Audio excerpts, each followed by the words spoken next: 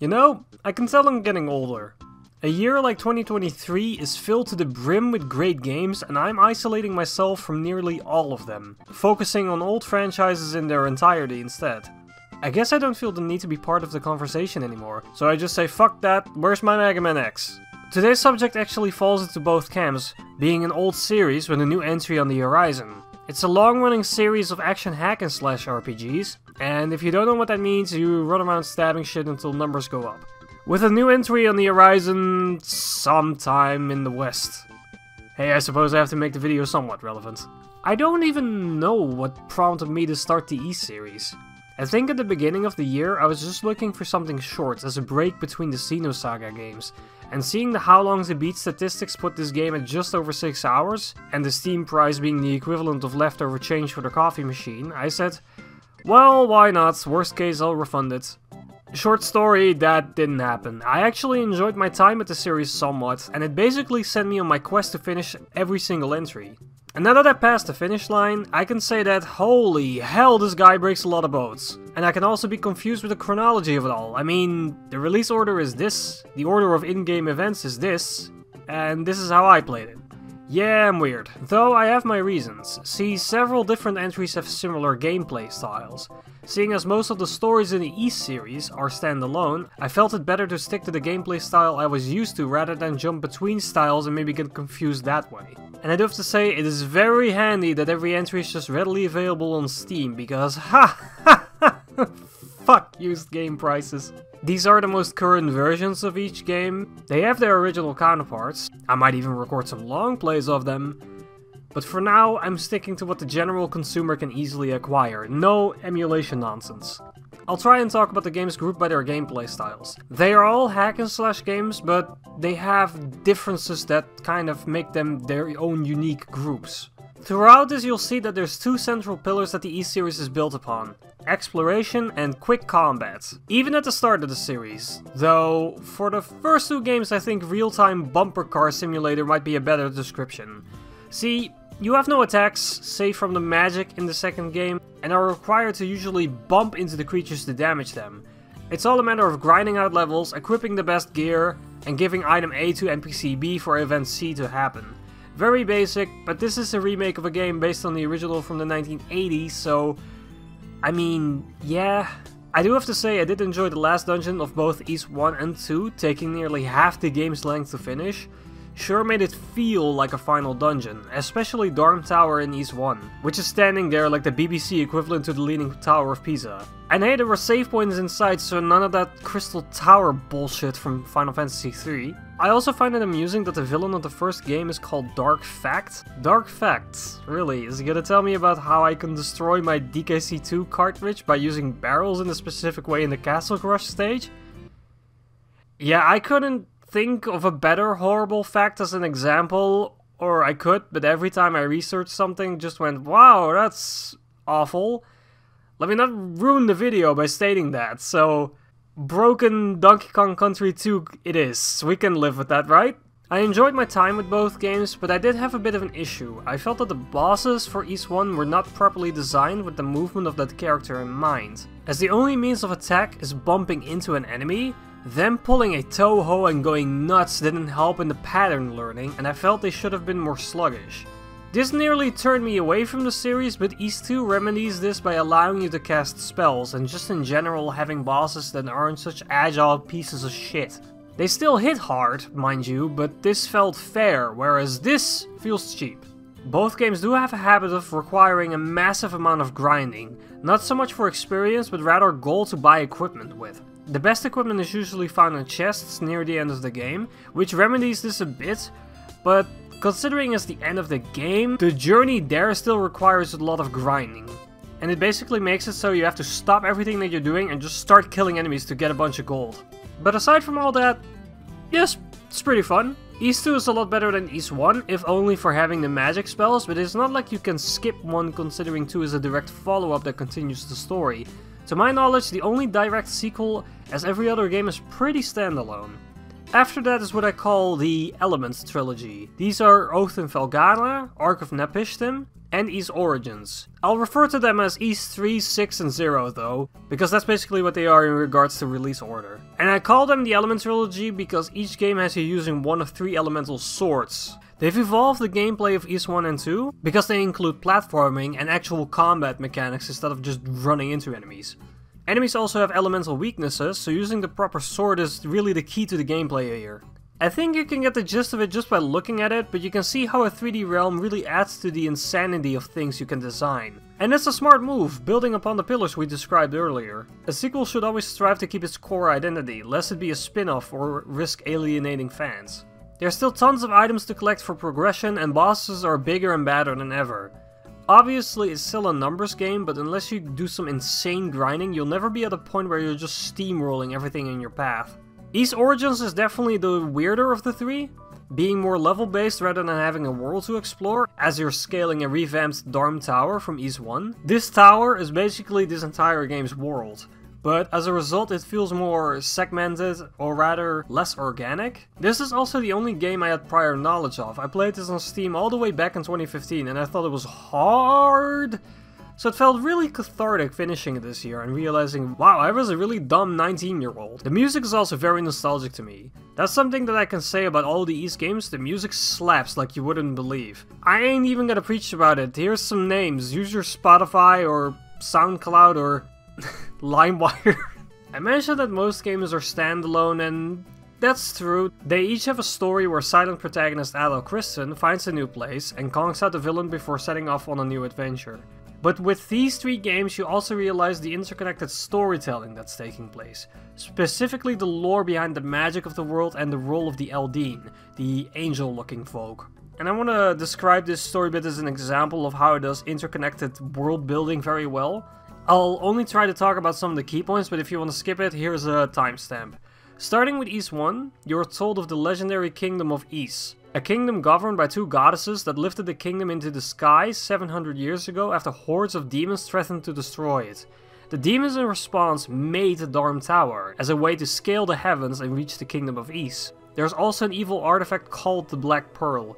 You, adventurer and silent protagonist Adol Kristen, explore these lands in search of the kingdom of Ys.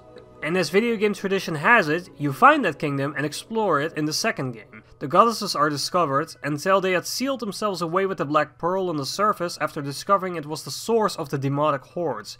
In Ys Origin, you relive these fabled events and explore Darm Tower, where at the end, the goddesses seal themselves. In all 3 games there have also been antagonists from the realm of darkness, a tribe seeking the Black Orb for their own power. And Ys Origins in turn makes mention of the Black Ark, somehow being connected to the realm of darkness. And even Ys 3, despite being its own standalone story, also makes a mention of the Ark near the climax of the game. So we have an ancient kingdom, a tribe of darkness trying to find power, a mysterious Black Ark, and a whole bunch of mystic stuff. How does this all connect together? Well, that's where Ys 6 comes into play, and it's where this whole thing gets blown wide open. The race of the goddesses is called Eldeen, and they had control of a metal called Emelas. This Emelas is the source of magic, and whereas we are familiar with red, blue and gold, the elemental weapons we use, there's also black and white, like the Black Pearl or wings from the Eldeen. The Eldeen taught magic to the humans, but didn't want to teach them the secrets to making black and white Emelas. Black had the power of all 3 colors combined, and white allowed for the control of black Emelas. And also, you know, just casual stuff like, I don't know, immortality. These 2 Emelas were simply too powerful for humans, yet human greed will never die, so they tried it in secret and failed. Resulting in Ash Emelas, which is what the big boss of Ys 3 is made of, for instance. Just bad stuff all around. The Ark, a weather control device, was also made entirely out of black Emela, and nearly went out of control by the humans trying to take control of it. A calamity was prevented, but this caused the Eldeen to basically leave the land of the living in favor of ascending to the heavens, minus a few that opted to stay, like our twin goddesses from Ys 0, 1 and 2. A subset of humans also established the Tribe of Darkness, with the goal of finding a way to manipulate black and white Emelas, hence why they were after the twin goddesses and the Black Pearl in the earlier games. So what starts out as a very basic good versus evil narrative eventually gets explored more, and you find out that the actions in the past had huge consequences for how things developed in the future. Where did all the Eldeen go? Well, you find out that humans basically scared them away. How do all these artifacts get their power? Well, it's from the metal known as a malus that the goddesses can manipulate. Where does this life-threatening monster come from? Human beings trying to exploit their knowledge of the Malus.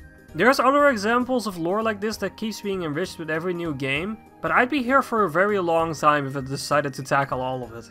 What's so fun for me is that from a newcomer's perspective, it's super rewarding getting all these pieces of lore per new game that makes the whole universe feel bigger and more explained. Even if the events already transpired and general stories are standalone, we still connect or relive them and find out that the world has an insane amount of layers. And thus we arrive at the modern era of Ys, and I have a couple reasons for grouping them together. They aren't as similar to each other as the previous entries were, but they do have similar mechanics that I think deserve mention. First of all, actual party members! Wow! No, but seriously, it took them that long to introduce the idea of party members to an RPG. I think Dragon Quest figured out how to do that by their second game, and I get that the big old word action might have something to do with it, but even Secret of Mana figured out how to do it on limited hardware. Unlike Secret of Mana though, I can actually hit my opponents with ease, so maybe it wasn't that bad, but I am happy that the party members are here because they aren't useless fluff. In fact, they're pretty important. What before was an elemental table of weaknesses is now governed by weapon styles. For instance, Adol uses a sword. He can cut snails, but not rocks or bees. For that you need Adol's best friend Dogi, or whatever female with a bow is available in that game's story. You switch with the click of the button and whoever isn't selected is controlled by the computer to attack. The attacks you do are also more expanded, as you can set certain skills on certain button combos to perform more damaging attacks, like a 360-degree slash by clicking L1 plus A. And finally there's also an ultimate attack. You always perform this after having a full gauge of whatever magic-y gooba you have at that moment.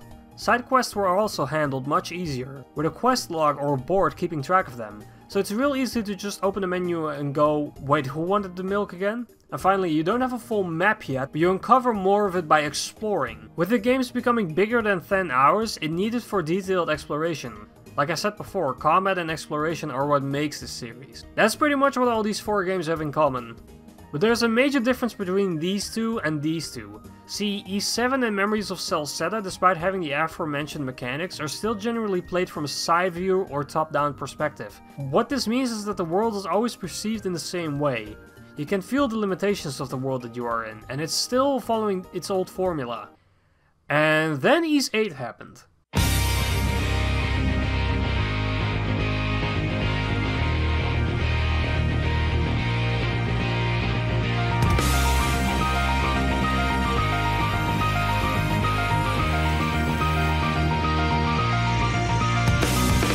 I feel like this is the moment the series really tried to make a big leap forward. In ways by only making small changes. Technically, all that Ys 8 does differently is changing from a fixed camera to a third-person one, and allowing you to really take in the world. But much like some of my favorite games of all time, it achieves some wonderful world building this way. You can see all the future locations you'll be visiting in the distance, allowing you to wonder and anticipate. That, coupled with the game just looking pretty as hell, really gives the feeling of a grand adventure you're undertaking. Ys 9 does this as well, to a certain degree, but its setting makes it feel a bit more compact than Ys 8. You're basically stuck in this centralized city with this giant prison in the middle, and only really explore light outskirts during the story. Compared to Ys 8, where you get stranded on basically the island of Jurassic Park. It's uninhabited, beautiful, grand and wild, and every NPC is someone that you learn to care for, as they were also shipwrecked from the same boat that you were on. To get the true ending in Ys 8 requires getting a good reputation on the island, so the game wants you to do their quests and hang out with the NPCs, thus you get to know them very well. And most of them also give you great in-game benefits like medicine, materials, and the lady who keeps sexually teasing you despite being married and having 6 children, please don't! As opposed to Ys 9, where the centralized city has tons of NPCs, like merchants and townfolk, but you never really care for much more than the patrons of the bar you hide in. On a complete side tangent, Ys 9 being about a group of criminals who have alter egos that form a gang, uncovering the truth and helping out people in a JRPG style. I wonder if this had any role as inspiration for the narrative. There was like 3 years between the games, and it wouldn't be the first time that they nicked something from another franchise. I mean, have you heard the item get jingle?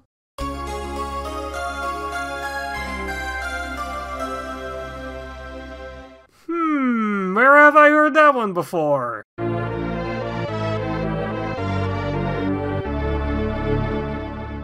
And this has been admitted to by the lead dev, so he was caught confessing his crimes. I'm kidding, of course. Inspiration has to come from somewhere, and I'm glad they were able to carve their own narrative out. Ys 8 and 9 also have a bunch of tower defense mechanics that don't really add to the experience all too much. Like, they're fine. And it's fun to build your base up, but Ys works best when you're exploring and fighting at the same time. This is fun. This is just budget Dynasty Warriors. Ys 9 does it a bit worse as well, as it has way more required tower defense sections. And I just dislike tower defense in general.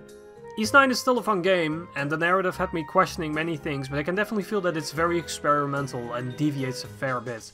At the time of making this video, Ys 10 Nordics has not gotten a Western release yet. All in due time, I imagine, something I'll enjoy when it comes out. But it's weird, because you might think that making an entire video of the series would result in singing its praises. Lord in heaven, people need to play the Ys series? Not really. I mean, the series is solid, definitely worth seeking out if you're a fan of action RPGs. It kind of reminds me of One Piece in a certain way, where every arc explores an island and adds to the overall world building. Every game is a travel log from Adol and explores one area thoroughly, but through these games we get a better understanding of the layout of the land, the workings of the Realm Empire, the mystical nature of beings like the Aldine. It's a reward for being invested into the universe. And every game has decent action RPG mechanics and a good sense of exploration, but all of it does feel very safe. Nothing Ys has ever done has made me go, now this is something unique. That doesn't mean I hate it, obviously. In fact, I think it's admirable that the series had such a consistent quality. But none of the games had that wow factor that makes you want to drop everything you're doing and start playing it. This is the franchise to hit up when you're done with all the well-known hitters and you're like, okay, but what else is there? This is like ordering pizza from a chain takeout. Are you gonna be blown away by gourmet cooking? No, but it's still pizza, and pizza is good. I heard Domino's is pretty shit outside of where I am, but here it's actually decent pizza. I've had the fresh stuff in Venice, and yes, it's better, but Domino's ain't that crazy far behind. Like, this one time I went to a place called Happy Italy, and that was the most mid pizza I've ever eaten, which is amazing because how can you make pizza mid? Like, the frozen stuff tasted better. But even my worst pizza being mid? That's the power of pizza. That was a video on Ys.